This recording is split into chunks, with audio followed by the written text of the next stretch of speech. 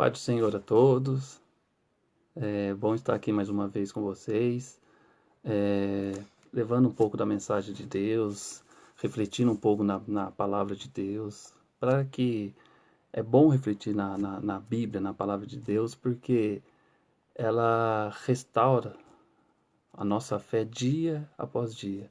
Às vezes a gente perde um pouco a fé, às vezes as situações do mundo faz a gente perder os caminhos, né? O horizonte, o ponto.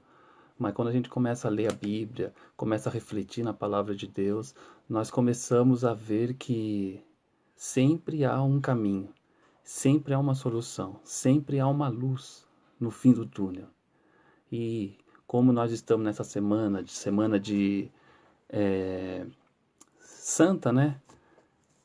Da entrada de Jesus em Jerusalém, até a sua crucificação e a sua ressurreição, né? Mas, mas é uma semana, para nós cristãos, uma semana diferente. Eu creio que durante essa semana, eu já quero começar já deixando uma palavra de Deus para vocês. Por mais que a semana começou para você com alegria, com felicidade, né? Igual Jesus entrou em Jerusalém, foi aclamado pelo povo, coroado como rei, foi estendido para ele vestes, ramos, todo mundo aceitou como rei, mas depois ele foi crucificado. Se a sua semana começou com felicidade e chegamos agora no fim da semana em lamento e dor, espere um pouco, até domingo. Ele ressuscitou. E tudo aquilo que a Bíblia diz, que tudo que ele sofreu, ele ressuscitou no final, a sua semana também ressuscitará. A sua vida também ressuscitará. Tudo que você pensa que morreu, ele tem poder para ressuscitar. Às vezes até morto, às vezes até pessoas mortas. Ele tem fé. Você tem fé para que isso aconteça, porque ele tem poder para fazer isso. Viva! Antes de eu começar aqui, eu tô até com esboço, eu não tô nem com o esboço feito ainda, que eu tava fazendo as mensagens, tudo. Tô aqui cheio de papel, Bíblia, tudo, mas creia. Creia que a sua semana será a semana da ressurreição. A ressurreição da família, a ressurreição do seu lar, a ressurreição da sua fé, a ressurreição da sua vida profissional, da sua vida material, mas principalmente a ressurreição do seu amor, do seu primeiro amor a Deus. Ele sim irá restaurar e ressuscitar a sua vida. Nós estamos vivendo então na época da Páscoa, né? E desde criança sabemos que das segundas intenções que tem o comércio, tem a vida, a vida cotidiana faz a gente até se perder um pouco. Alguns se perdem que esquecem o que é a Páscoa, né? Da onde veio essa Páscoa, como conseguiu, eles querem colocar na mente, principalmente das crianças, que é só coelhinho, essas coisas e tal. É uma época também que a gente dá chocolate, recebe chocolate e tudo, uma época de presente. Mas é uma época também que a gente tem que agora prestar atenção, verificar e firmar nossa fé, principalmente nos tempos de hoje, onde estamos todos nós, né? Infelizmente, impossibilitados de fazer muita coisa, né? Mas com a graça de Deus, eu creio que quando isso passar, não estou falando que não vai haver mais perseguições, que não vai haver mais tormento, alguma coisa assim, não estou dizendo isso. Mas quando passar, vamos ter mais fé para quando vier as próximas lutas, nós vamos ter força para suportar essa também. Então, daí eu tava assim, ganha chocolate, não ganha chocolate e tal. E eu tava verificando na Bíblia, em Lucas 23, do 23:34, fala: Pai, perdoa-lhes, porque eles não sabem o que fazem.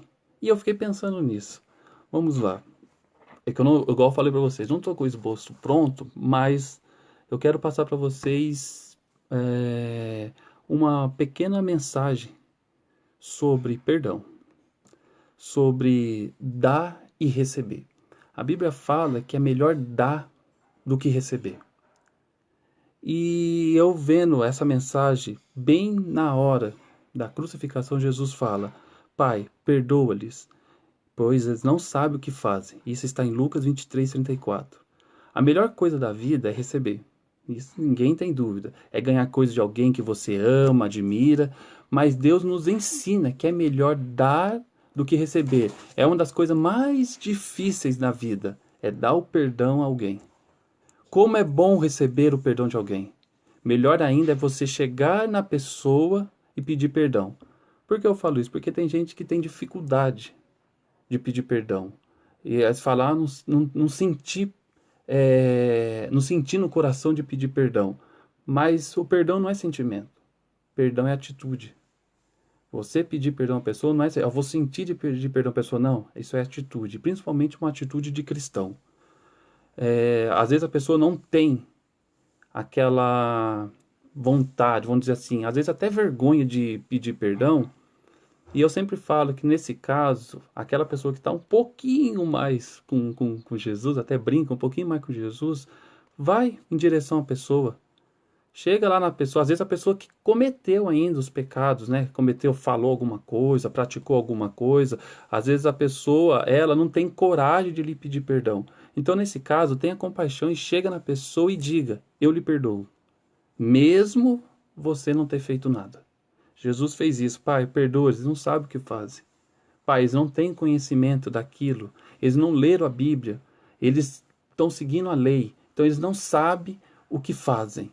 Mas chega na pessoa e fala: eu lhe perdoo.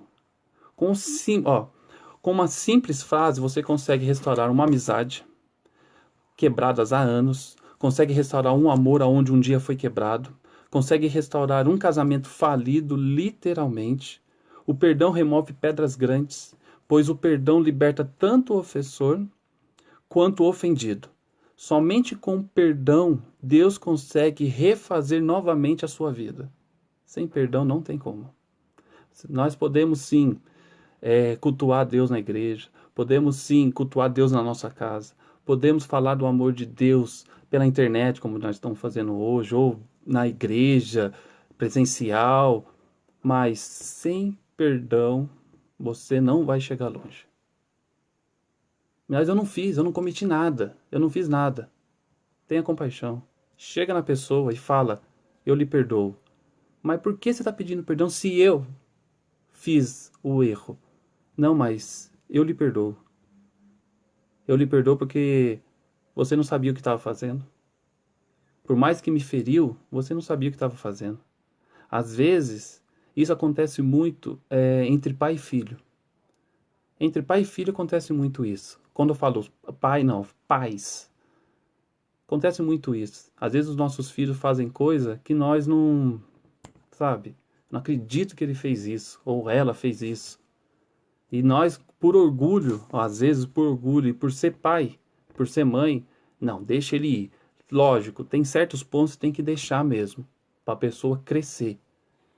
Mas às vezes nós temos que parar e pensar para ver se ele fez sem conhecimento. Por mais que hoje há um conhecimento, que criança hoje de 7 anos, isso é estudo, criança de 7 a 10 anos hoje, tem um campo de conhecimento, como uma ferramenta como a internet, muito mais que o Dom Pedro II tinha na época dele. Então, o conhecimento, a busca do conhecimento hoje é maior que antigamente.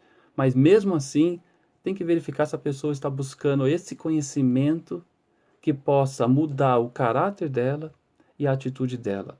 Se ela não conseguiu buscar isso, infelizmente, ela não vai ter força para chegar diante de você e falar: eu peço perdão dos meus pecados, que eu cometi com você.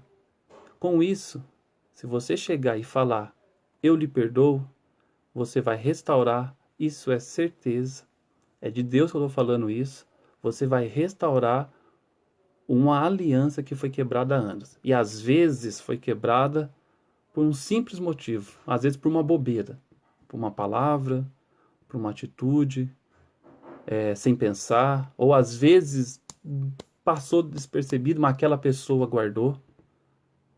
Uma atitude vai fazer a sua Páscoa ressuscitar. Como eu disse no começo, viva essa semana como a semana da sua restauração.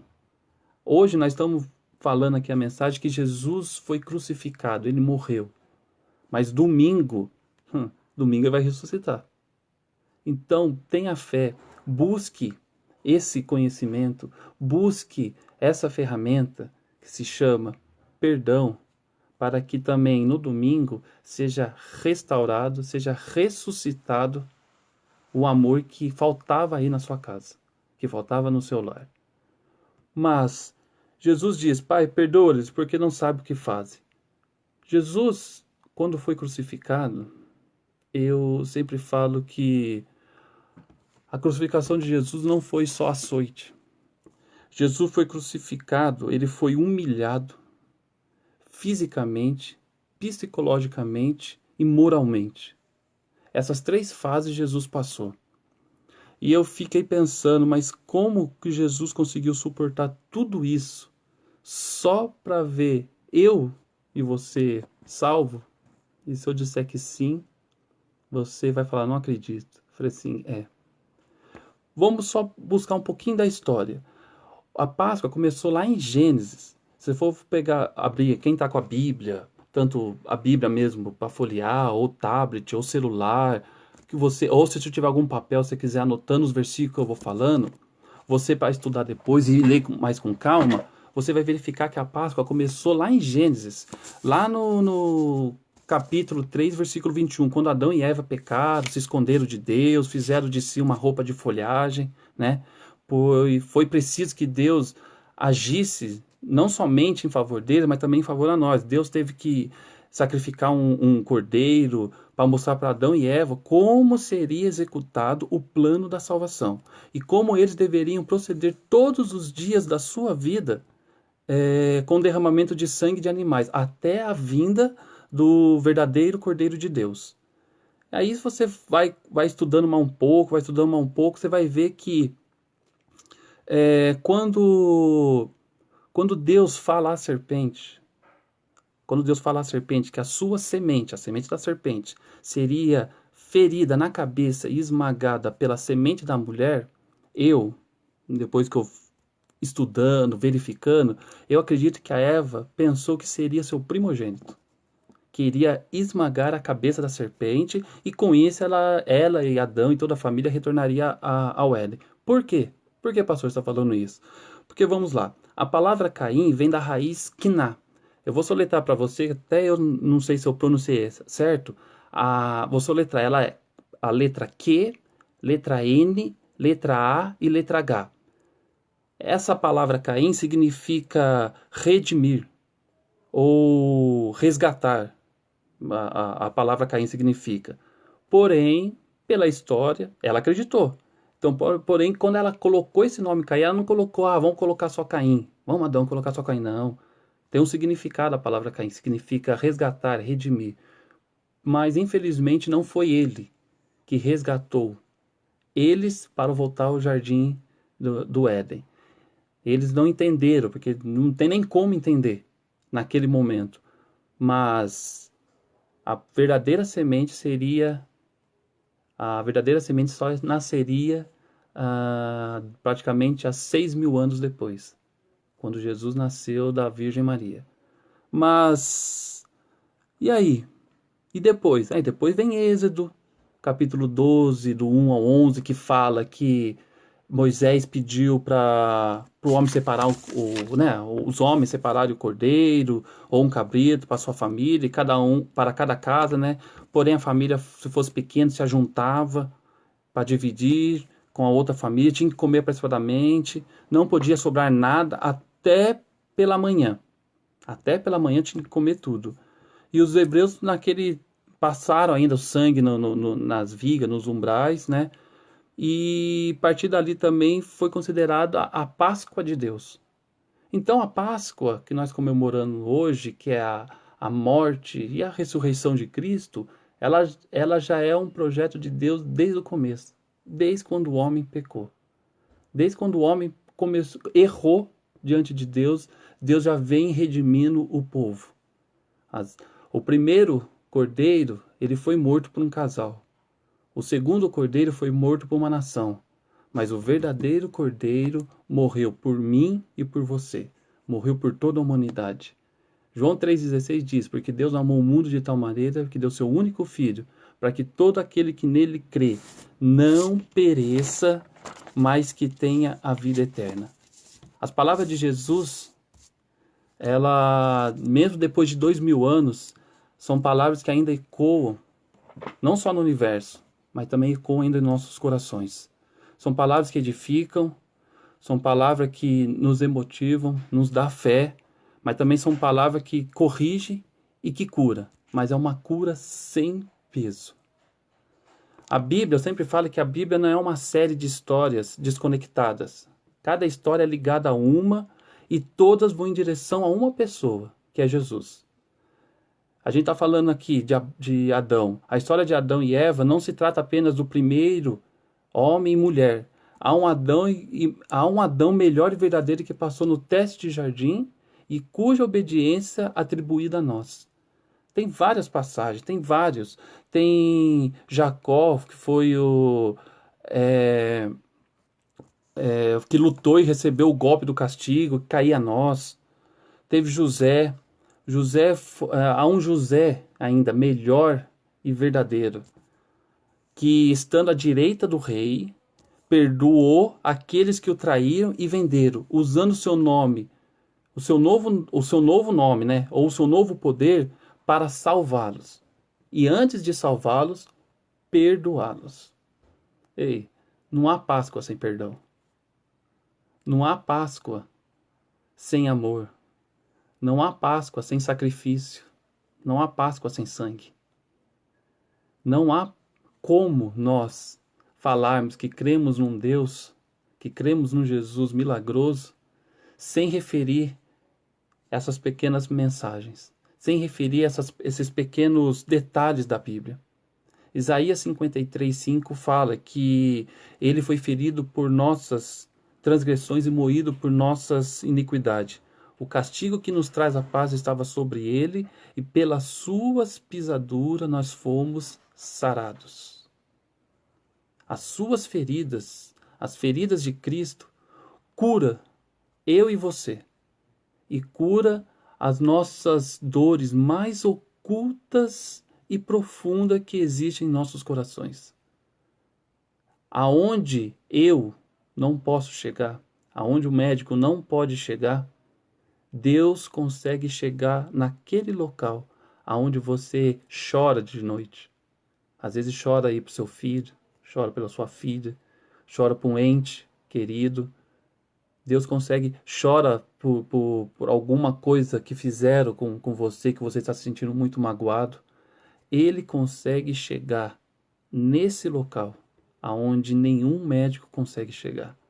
Somente as feridas de Cristo consegue curar, nos salvar e curar o nosso interior. As feridas de Cristo curam as nossas feridas mais ocultas e profundas que existem em nossos corações.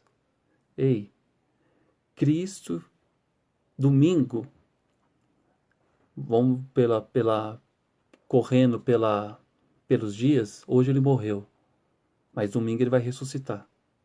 Não perca a fé. Tá difícil, tá.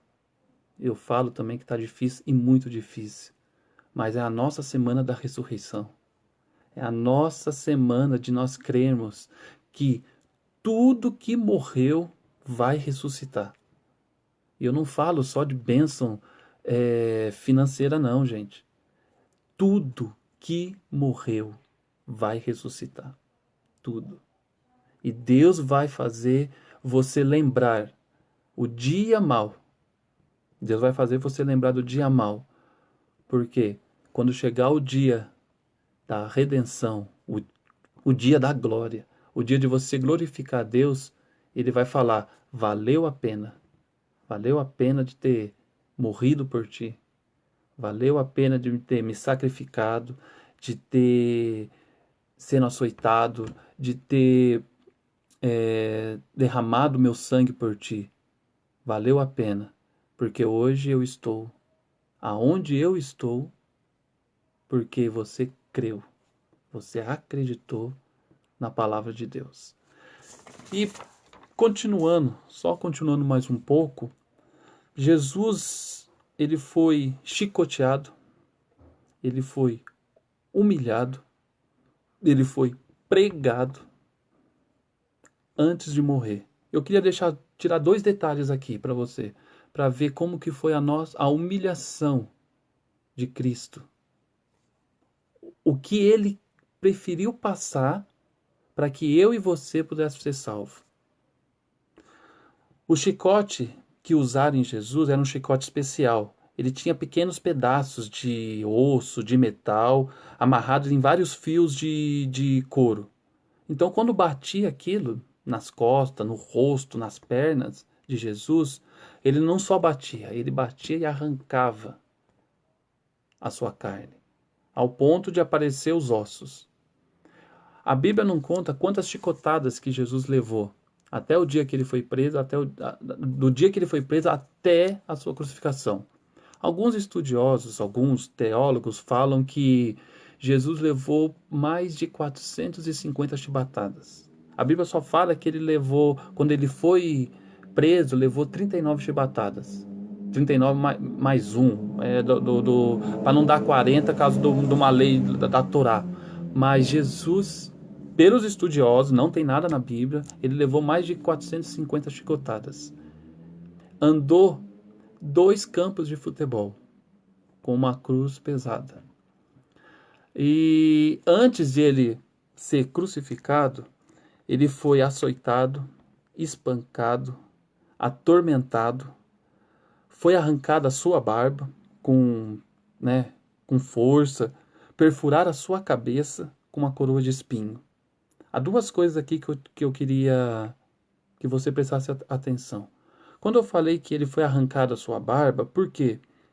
Há um costume judaico, antigamente, que as pessoas, vamos dizer assim, os mestres, até os próprios judeus semitas, eles tinham as barbas grandes. E não podiam tocar nas barbas deles. Era uma ofensa você tocar na barba de um judeu sem a permissão dele. Se você quiser anotar depois o versículo, vai estar em Isaías 29. Só quando era permitido que você podia tocar na barba. A barba não podia ser raspada, arrancada. Ela só era arrancada quando era luto, vamos dizer assim. Na época de luto, aquele judeu ele raspava a barba de tristeza, de dor, só desse jeito. Que versículo tá esse que está falando, pastor? Isaías 15:2. Você vai ver lá. E outra, quando era arrancada a barba sem o consentimento da pessoa, isso era humilhação. Era uma humilhação. Exemplo está em, se eu não me engano, vai estar em 2 Samuel 10:4. Quando Anum, ele pega as pessoas lá do reinado de Davi, o exército dele, e raspa a metade da barba, deixando só a metade da barba. E humilhou eles. Isso que para eles é uma humilhação. Então deixou só a metade da barba e mandou eles voltarem. O que fizeram com Jesus foi a mesma coisa. Ele foi humilhado presencialmente. Ah, mas isso não é nada. Para nós isso não é nada. Mas na época de Jesus, arrancar a barba dele foi uma das piores humilhações. Por que você fala isso, pastor? Isaías 50, capítulo 50, versículo 6 fala que... Vou até abrir aqui para ler para vocês. Isaías, capítulo 50, versículo 6. Se vocês tiverem a Bíblia e quiserem abrir, só para vocês verificarem o que diz. As costas doa as que me ferem a face. Isso aqui é uma profecia que Isaías faria para Jesus. As costas doa aos que me ferem e a face. Aos que me arrancam os pelos, as barbas, não escondo a face dos que me afrontam e me cospem. Jesus passou por tudo isso. Ele foi cuspiram no rosto dele, bateram, arrancaram carne. Ele ficou desfigurado, irreconhecível, e arrancaram a barba dele. Mas nas suas feridas estava a nossa redenção e a nossa salvação. No seu tormento, no seu pior dia, estava a nossa redenção. Mas e aí, pastor? É só isso? Qual que é a segunda coisa que você vai falar? Essa, quando eu fiquei sabendo, isso me doeu o coração. Você vai em Lucas, capítulo 23, versículo 36. Lucas 23. Já estou quase terminando já, mas eu quero passar essa informação para vocês. No Lucas capítulo 23. Lucas 23, 36. A palavra de Deus fala assim: E também os soldados escarneciam dele, chegando-se a ele e apresentando-lhe vinagre. Eu vou repetir para vocês. E também os soldados escarneciam dele, chegando-se a ele e apresentando-lhe vinagre. Para quem sabe, para quem leu a Bíblia, sabe que Jesus, quando estava crucificado, ele pediu: "Estou com sede", e lhe deram vinagre, né? O soldado foi lá, pegou a esponja, fincou a esponja e deu vinagre. Mas você sabe o significado disso? Ninguém achou estranho, até uns 2 anos atrás eu achava estranho isso, mas como que dá vinagre? Porque da onde eles tiraram ali vinagre? No tempo de Jesus existia banheiros públicos. Esses banheiros públicos é chamado de latrina. E essas latrinas, esses banheiros públicos, eles eram abertos. Então, cada pessoa, vamos dizer assim, a maioria eram os homens. Os homens sentavam um do lado do outro e faziam suas necessidades. E quando eles faziam as suas necessidades, eles se limpavam com uma esponja de vinagre.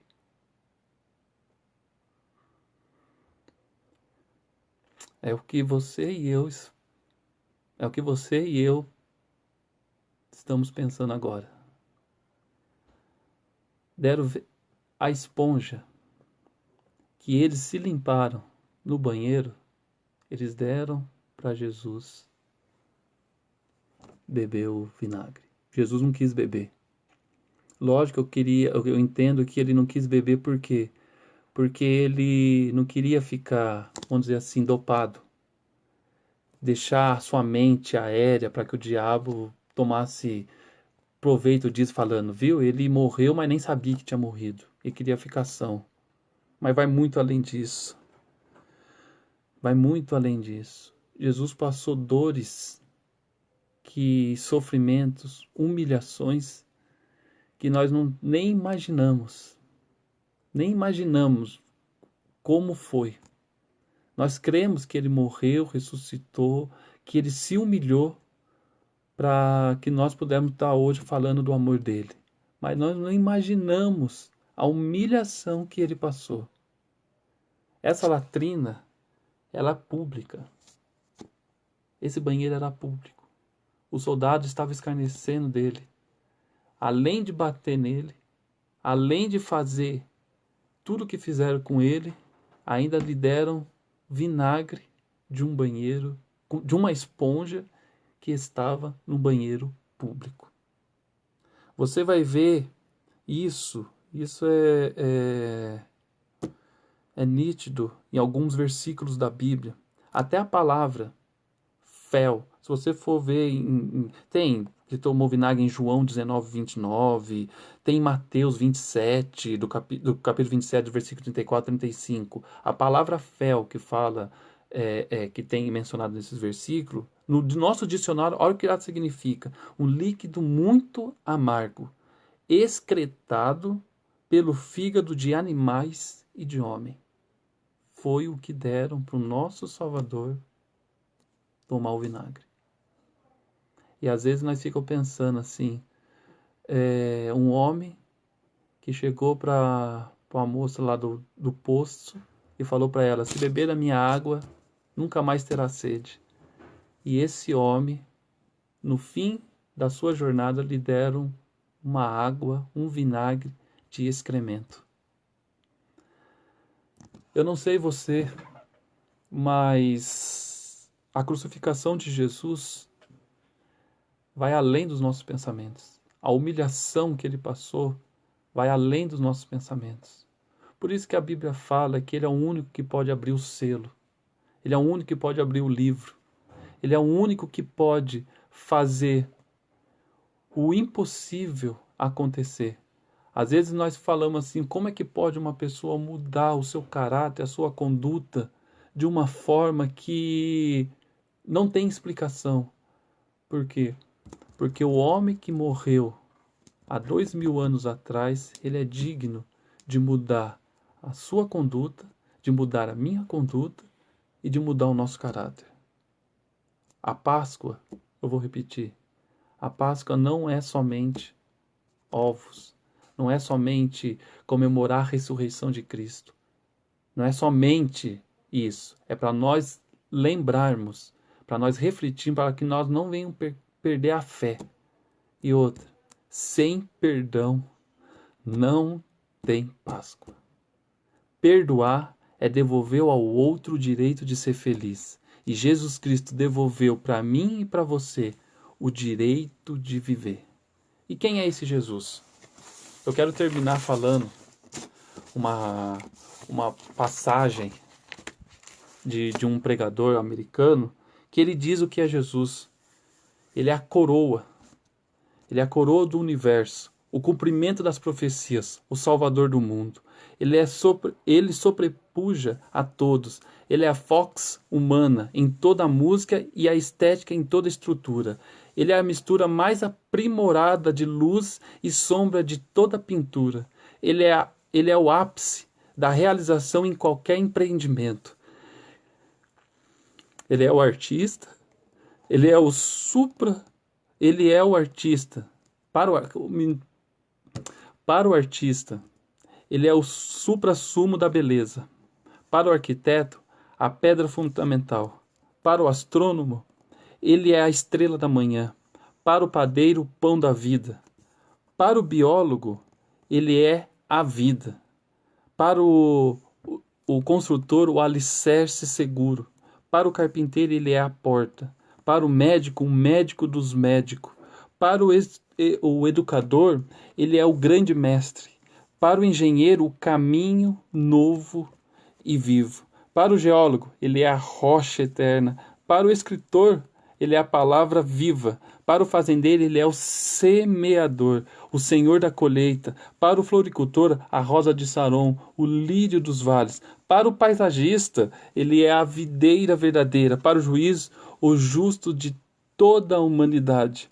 Para o jornalista, ele é as boas novas de grande alegria. Para o filósofo, a sabedoria divina.